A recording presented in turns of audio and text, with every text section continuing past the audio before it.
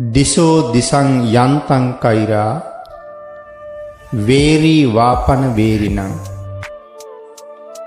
මිච්ඡා පනිහිතං චිත්තං පාපියෝනං තතෝ කරී.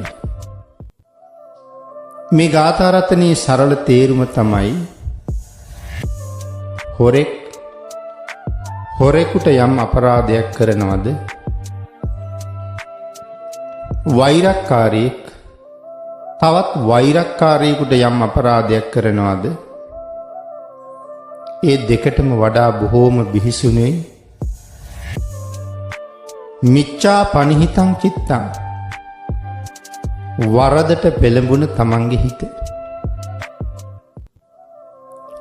හොරෙකුට වෛරක්කාරයෙකුට කරන අපරාධයට වඩා වරදට පෙළඹුණ හිත මට අපරාධයක්